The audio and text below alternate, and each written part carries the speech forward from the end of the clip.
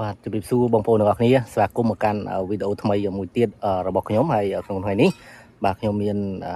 ទស្សនភាពមួយដើម្បីបង្ហាញជូនឲ្យបងប្អូនបានទស្សនាជាការកំសាន្តហើយឥឡូវនេះចង់ដឹងថាខ្ញុំនឹងបង្ហាញពីអ្វីយើងមកតាមដានទស្សនាទាំងអស់គ្នាបាទនេះណែបងប្អូនទាំងអស់គ្នាគឺជាបាទស្រះឈូកដ៏តូចមួយនៅខាងក្រោយប្រទេសណាហើយនេះគឺជាផ្លែឈូកដែលអាចទទួលផលបានហើយបងប្អូនបាទនេះគឺជាផ្លែឈូកណាបាទអានេះស្រះឈូកបាទនៅខាងក្រោយផ្ទះចំយ៉ាក់បងប្អូនអើយមកអត់ទាន់ពេលឥឡូវទុំជ្រុះក្របអស់លីងបាទខាតអស់មួយបាទឃើញថាស្រះឈូកនេះបងប្អូនបាននៅខាងក្រោយផ្ទះលំហែរបស់ពូខ្ញុំនៅឯជើងភ្នំការីរំហើយនៅខាងក្រោយហ្នឹងឃើញស្រះឈូកមួយខ្ញុំមិនបង្អង់យូរទេក៏ចុះមករកក្រៃលោបានខ្លះហ្នឹងណាបាទបានខ្លះហ្នឹងគឺបាទសំណើដល់ក្រៃលោបានផ្លែឈូកយកមកហូបខ្លះដែរតែអត់ខកបំណងទេបងប្អូនឃើញថា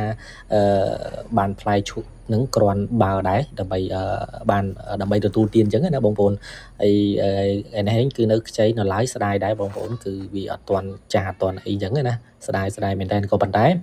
ទន្ទឹមនឹងការស្ដាយយើងក៏បានសំបំណងខ្លះដែរហើយដោយសារតែមានឈូកខ្លះហ្នឹងក៏មានផ្លែអាចយើងទទួលទានបានហើយ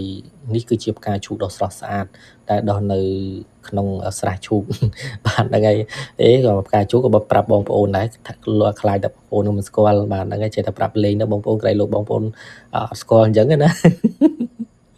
បាទបងប្អូនទាំងអស់គ្នាឥឡូវយើងក៏បន្តជាមួយនឹងទស្សនភាពដ៏ស្រស់ស្អាតពីផ្កាឈូកជាបន្តទៀតអញ្ចឹងណាយូរបានឃើញម្ដងវាក៏រាងប្លែកដែរព្រោះកន្លងមកមិនសូវបានឃើញទេព្រោះនៅតែ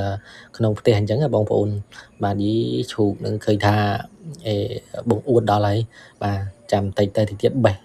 យកមកញ៉ាំអស់ហើយត្រៀមតែខ្លួនបូជា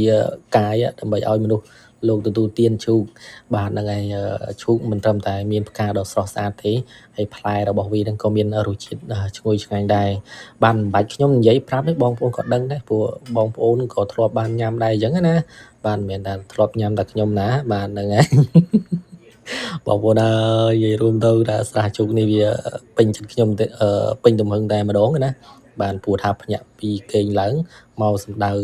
ក្នុងស្រះជោគនឹងបាទឃើញថាបានឃើញទេសភាពដ៏ស្រស់ស្អាតហើយបានញ៉ាំ